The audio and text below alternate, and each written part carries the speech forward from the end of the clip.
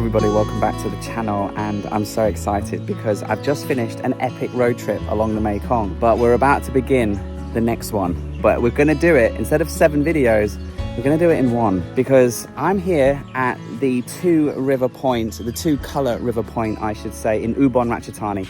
That is the Mekong, over there is the Mun River, and I've just finished a huge road trip. It's been so amazing. I've now decided that I want to reposition and I want to go to the beach. I want to have a cold beer at sunset. I want to go to tropical paradise. The weather has changed. It's the perfect time to head to the islands.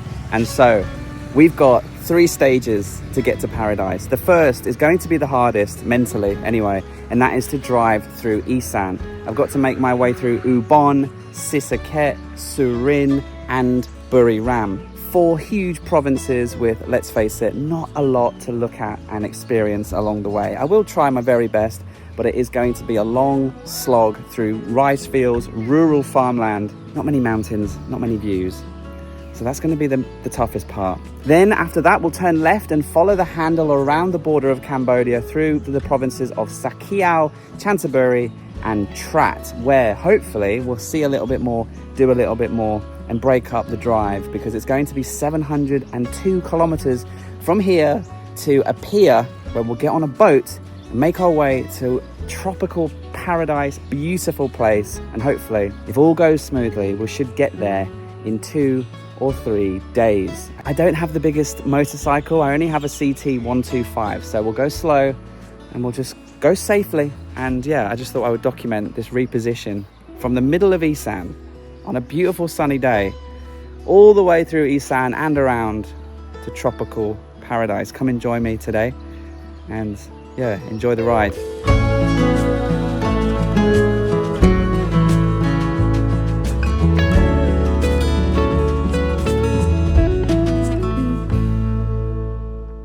Let's begin. I just want to show you this. So there's my bike, right? But look at this one. It's got a helmet. The entire bike has a helmet and some kind of rain visor. Although if the wind was blowing quite a lot, it wouldn't really keep you that dry.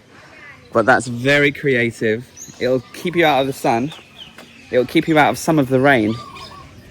And if you do crash, at least you've got your helmet on. This is my bike, okay?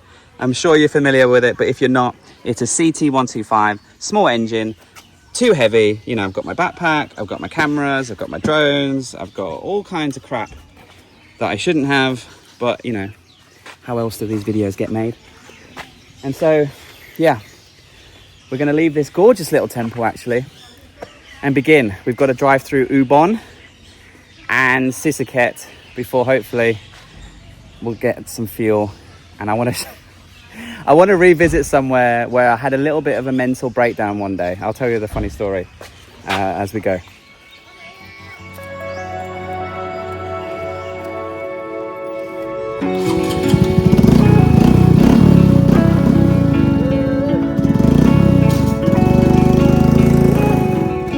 Right then, let's go.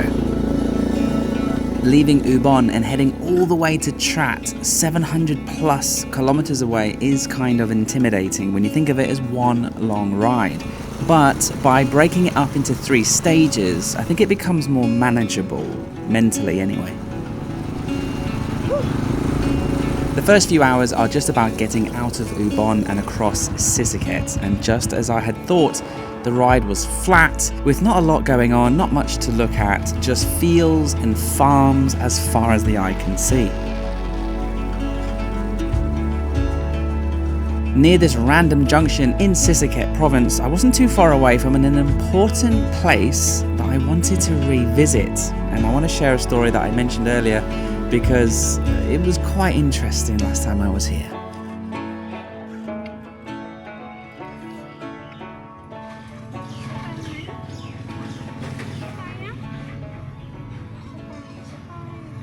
So welcome to Sisaket and welcome to the famous Glass Bottle Temple, the scene of a crime, my only biggest crime against Thailand, I think was committed here. So let me tell you the story just because it's nice to revisit somewhere. So 4 years ago I was on a mission to go to every single province in Thailand on a little motorcycle similar to this. Anyway, my mission was just to go to every province, make a video in every province. And by the time I did the north, I did the south, I left Isan almost to the last part. And the reason I did that was because it's a big space, and I just thought there was more interesting things, beaches and islands in the south, mountains and villages in the north, and Isan was just kind of like a really desolate place in my mind, somewhere that I wasn't really super excited about going there. But when I did come to Isan, I did actually really enjoy myself. But it is a big place. It is a really big place. And I was starting to run dry with creativity, energy, enthusiasm. And I was mentally, physically, and emotionally fatigued. And when I came to Sisaket, I was like, okay, there's not really much here. There's not really much to do. And I had a look online, and this glass bottle temple seemed to be the most visually interesting place as a point of interest to make a video about, or at least one section of the video. And I drove all the way here from the town. Man, I got here and I was disappointed. It felt like a building site. It still is. And it didn't really blow me away in any way. And I had a little bit of a mental breakdown. And I just said to my audience, if you were following me back then, you'll remember I was over it. I was really, really over it. I was over Isan, I was over traveling, I was over driving a motorbike. And when I got here, kind of like, this was the breaking point. I was like, I'm not having fun anymore. And then I limped into town, took a couple of days off, reset, and then carried on going. And eventually I finished the provinces, and eventually I got it done. And I always vowed to come back to Sisaket and rediscover it as a province and make a whole new video about it. But I'll be honest with you, I was thinking about doing this, honestly. The other day, you know, I was looking at the map and I was like, oh, I could go back to the Glass Bottle Temple. What else is there in Sisaket? There's still not much to do. In fact, this whole region, these provinces that I'm driving through in this first part of the video, it's just rice fields. It's rice fields, farmland. There's a highway, there's a main road, there's a few gas stations, and that's about it. And I really thought this place would at least make an interesting segment of the video, but as far as temples go, this one, you know, you would think, oh, it'd be really cool. And I think I saw something on Instagram where I was like, oh, it looks amazing. But when you get here, it's really underwhelming. So anyway, I'm back here now. I'm in a different headspace. I love Isan now. And I'm sorry, Sisaket. I'm sorry if you come from Sisaket and you saw my video, because it was a little bit derogatory. It was a little bit rude, because it's not Sisaket's fault. Sisaket's a beautiful farmland province. Everyone I've driven past today has got a big smile on their face. Everyone in this little village seems really friendly. But I just, yeah, this was the scene of a bit of an emotional, physical and mental burnout. And it happened right here. I'm going to keep driving until the sun starts to go down and then make a plan. I just want to get as much distance covered. I want to get this section, this Isan section over with, ideally, because it is going to be long, flat, and relatively dull in comparison to driving in other parts of Thailand.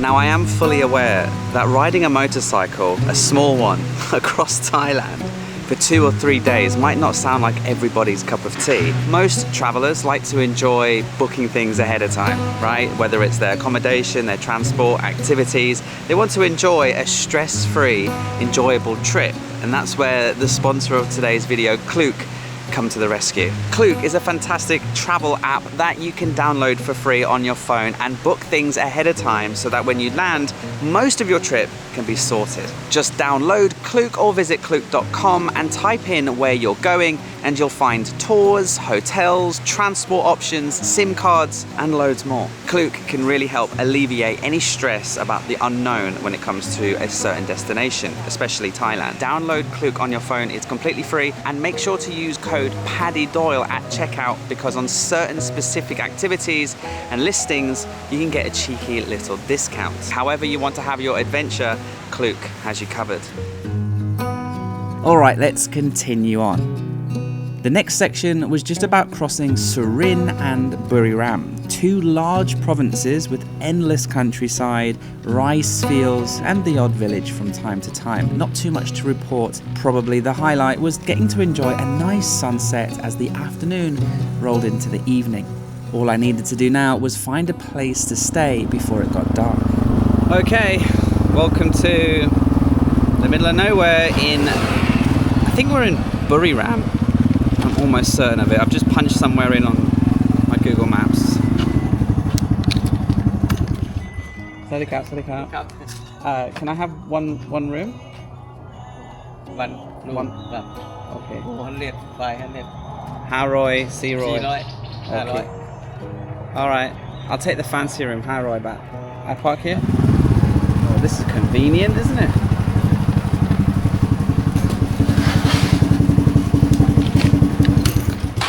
Oh, my hand is numb. I've been twisting my acceleration thing all day, vibrating like crazy. Can't feel my thumb. 5. How do I back? I should probably have checked the room before I paid, but let's have a look. I'm sure it's fine. Oh god, I've gone into the future. Oh, a big double bed. That's definitely going to be as hard as a rock, I can tell. There's Wi-Fi, there's a fridge. And there's a pretty decent looking shower. Well, that, my friends, is stage 1 complete. That was the most taxing part.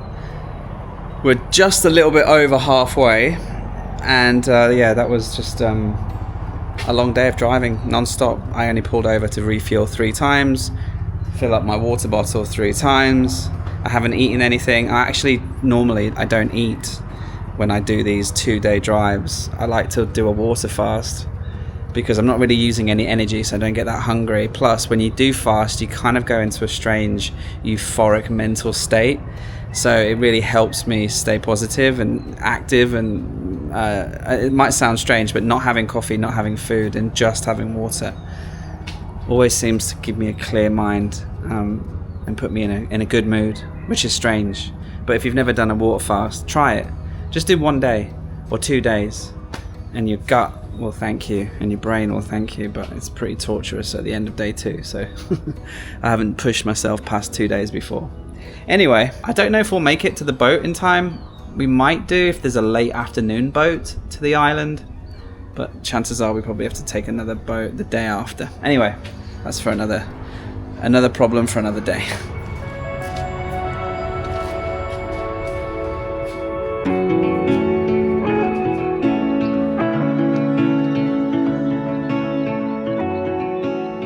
It's a foggy one this morning. Not sure how I feel about driving in the fog, but I do have highlights. Or fog beams, or whatever you call these things. Okay, so day 2, stage 2, follow it around the border of Cambodia through Sakiao, Chanthaburi, and down towards the pier. I don't know, because it's 5 hours on Google Maps, that's normally 6 hours on my bike.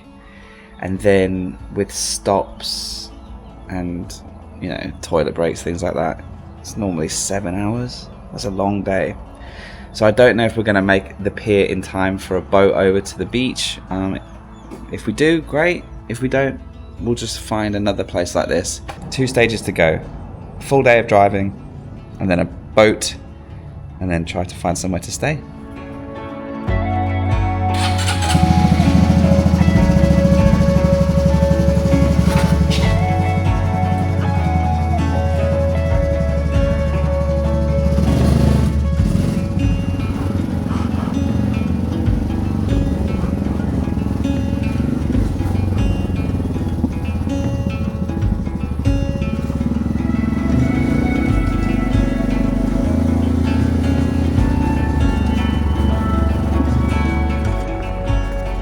Yeah, a foggy start to the day on day 2, but we pushed on through and eventually the sun broke through.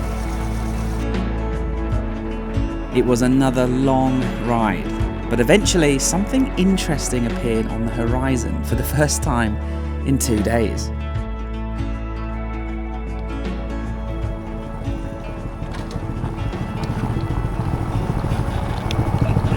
A found a fun place to have a little break. Check this out.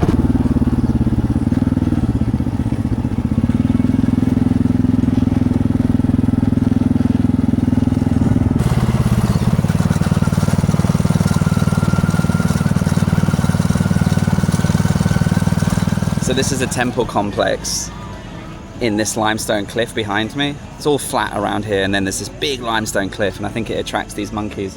There's also a really beautiful cave with a temple in there. So I'm just going to basically pull over here, use the toilet, and let's feed the monkeys, because you're not supposed to normally feed the monkeys, right? But look, they encourage it here. Wow, that's a lot. We also sell peanuts. And then this is like fish food, but the monkeys like it too. Monkey like the peanuts, yeah, but they also like bananas, right? Or is that just a stereotype? Alright. Alright.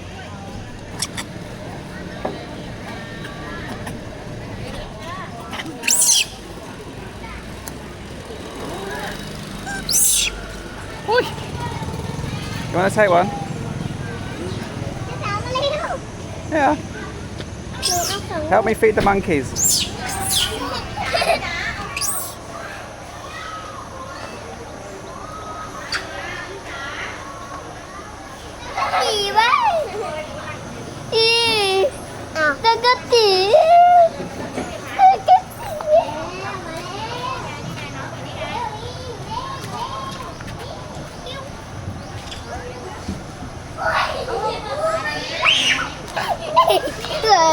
Fun little place to stop.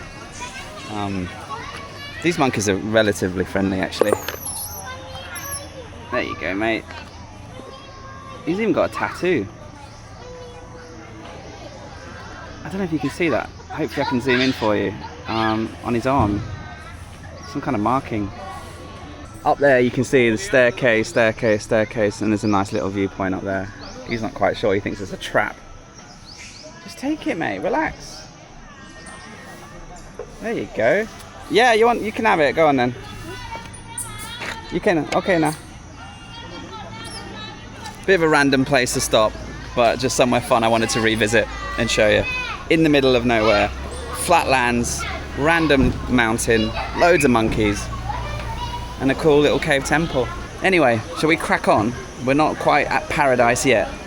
Although if you liked monkeys, then yeah, maybe this could be paradise for you. But for me, no.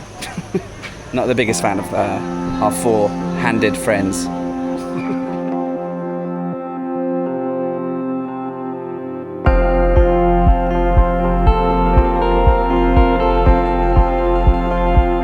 Eastern Thailand is so underrated, and it's a region that I need to come back and spend way more time in sometime in the future. I just stopped here really to refuel and to rehydrate, but I couldn't stop noticing all of the beautiful mountains in this region. You know, not a lot of people know that Eastern Thailand has some beautiful mountains. And I just checked my map. I remember visiting the most beautiful little temple slash waterfall right in that mountain behind me. So let's have a little stretch of our legs. I'll show you a beautiful little waterfall. We're making good time.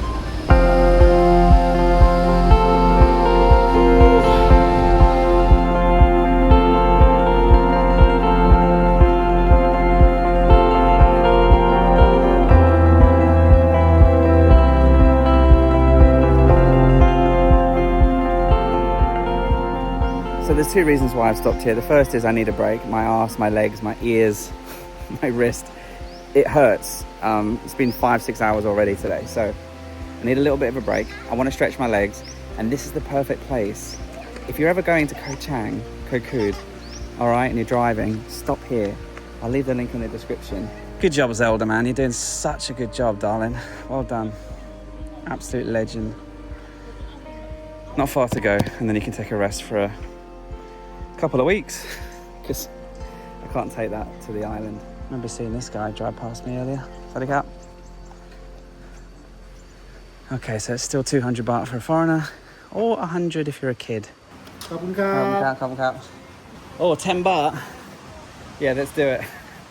We will be stretching our legs in a minute, but I don't need to walk the 500 meters up the hill wearing all my gear, sweating my bollocks off.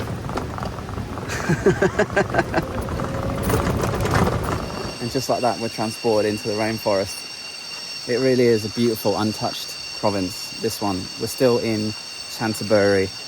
I've got a few videos of this area on my channel if you are interested in learning some more. But what we'll see, and the reason why I've come here, is to stretch my legs. There's a beautiful little stupa up there covered in moss. It's a beautiful chetty. You see this shape replicated all over Thailand. Sometimes they're absolutely huge. Sometimes they're covered in sparkly diamonds and gold. This one is just being slowly reclaimed by the jungle, and I love it. All of the moss and the plants, and there's even flowers going on it now. But what's really cool is it lies just in front of the view of the waterfall. So they have, yeah, I remember now, they have like a rocky area where kids can just paddle. And then they've got a rope where you're not allowed to swim past. But it is quite deep and you can swim. And the waterfall just seems to just spawn out of the jungle, and it's incredible. I mean, this is a huge peak, so there'll be lots of rain, there'll be lots of water coming down the mountain, creating these waterfalls, but this one is particularly beautiful. So let's imagine you're leaving Bangkok going to Koh Chang, Koh Kood, right? If you were in the car, this would be about 1 hour before the pier, and it's on the road to the pier. You don't need to make a detour. It's literally on the way. So if you're going to Koh Chang, Koh Kood in the car, pull over, have a break here, because from here it's 1 hour to the pier. And it really is quite beautiful, really. I'll definitely come back here, this province, I mean, Canterbury. These mountains that I've driven through, I haven't really gone into much depth. I haven't really explored them that much, but I know there's like camping, national parks, and there was elephant crossing warning signs the whole drive for the last 2 hours. So it really is like a wild part of Thailand, beautiful part of Thailand that is completely overlooked by the rest of the world in comparison to the north and the south. Eastern Thailand, I'm not talking about Isan, I'm talking about Eastern Thailand, the bit of land between Bangkok and Cambodia. We'll just drive straight to the pier from now, and we'll ask them, any boats? And if we're lucky, we'll get on a boat this afternoon. I don't think that's going to happen. I think realistically they'll say, no, it's full, or you've missed them, and then we'll find a place to stay and enjoy sunset. Okay, looks like Mother Nature is putting a spanner in the works. So behind me, looks like a beautiful day, doesn't it? But then we turn around, massive storm, huge storm. I've just checked my weather radar app, and the pier, the town near the pier, is currently getting absolutely drenched. And then the island that we're going to will get it afterwards, probably around sunset. So even if we did get to the pier in time, do we really want to cross the water in the rain, in the wind, right? Do we want to arrive at paradise during a storm? I think not. So I'm going to take this moment to put a rain jacket on, put my camera equipment away. We're going to go into the rain, limp into a town near the pier, as close to the pier as possible, and find somewhere to stay. Okay. Let's see how wet we actually get.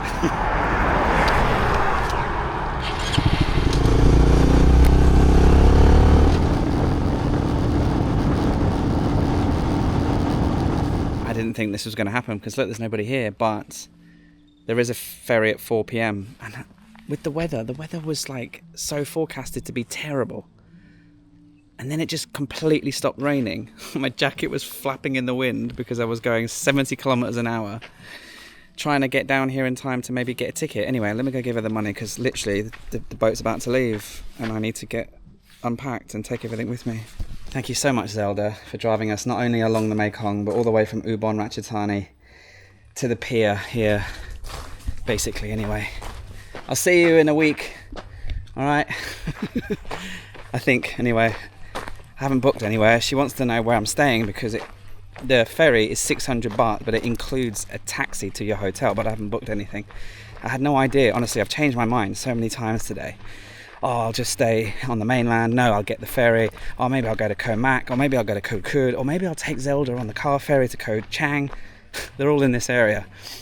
I've just been following my mood and following the weather. I'm not exactly sure if it's the fast ferry, the slow ferry. I don't know what. I've just grabbed everything from the back of my motorbike, hoping I've got everything. Big camera, drone, fancy lens, extra parts, clothes. We should be fine. I'm just going to quickly book a room. One night. We'll stay 3 or 4 nights, but I just need one for tonight. I want to find a place facing west and not too expensive because we're just going to be there one night. Okay, here we go. 3,000 baht. It's quite expensive, isn't it? I mean, it's $100 US, but... Okay, this is a bit better. 1,700. Ao Thai homestay. Looks like they rent motorcycles as well. If it is good, we'll stay a couple of days extra, but I'll just book one now. Seems to have decent reviews. Standard king room. Pay online, 1,700. We have accommodation. Zelda is safe. I've got all my stuff. And the ferry leaves in 7 minutes.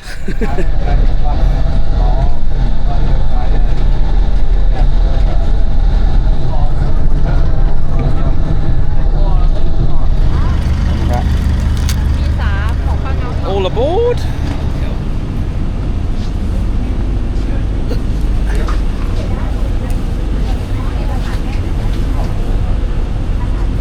Okay, let's get stage 3 officially on the move. So this was actually the slow ferry, if you can believe it. It was speeding along, but they do have smaller speedboats that cut across the water in just 45 minutes. But I preferred this slower 1-hour ride. The distant islands of Koh Chang and Koh Mak, they looked beautiful in the distance, but we weren't heading to those islands today. And almost exactly an hour later at 5 p.m, we arrived. This is Koh Kood, a truly beautiful and underrated island, and I can't wait to explore it once more. Okay, so when you arrive on Koh Kood, it includes a taxi to your hotel, and they have all the different hotels on different taxi numbers, and then you just go find your taxi. The sun sets so early this time of year. If you're watching this, guys, it is now November. It's 5:05, and it looks like it's going to sunset any second. Hopefully we can get to our accommodation, dump our bags, change into some shorts. All right, nearly there, guys. We're nearly there.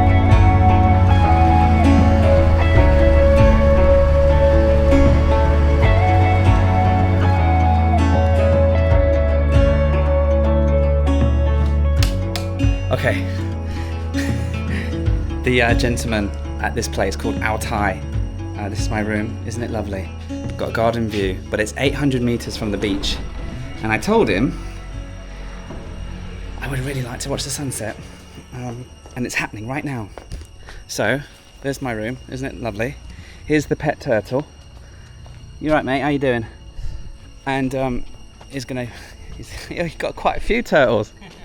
Yeah, I'll be back in 35 minutes after the sunset. Can I borrow this? Yeah. Thank you so much. All right, you're the best. He's like, oh, I'll get you coconut water and checked in. I went, no, is that okay if I just go straight to the beach?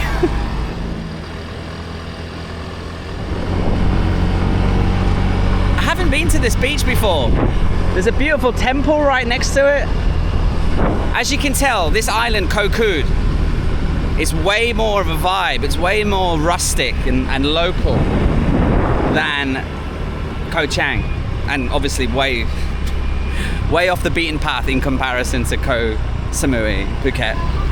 This is like, honestly, this is the island I recommend to people the most when they want tropical paradise with just enough going on, just enough. Textbook paradise. Tiny little beach right there. Big beach to the left.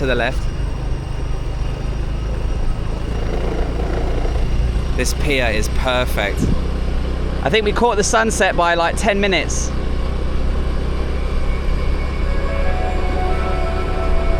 Okay, so welcome I haven't formally introduced you. This is Koh Kood.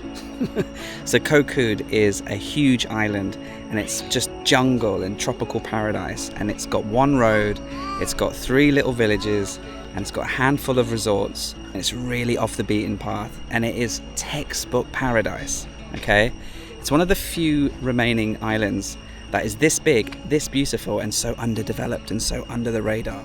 It's been such a great 735 kilometer journey, all the way from Ubon through Isan, around through the provinces to the pier on the boat, and we're here just in time for sunset. So let's enjoy sunset together. I don't have a beer. I've just realized I didn't have time to grab one. Anyway, priorities.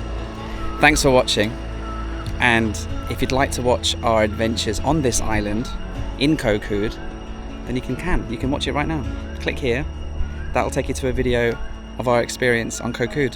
What a journey. Thanks for joining me. And if you enjoyed this video, like and subscribe. Loads more adventures coming soon.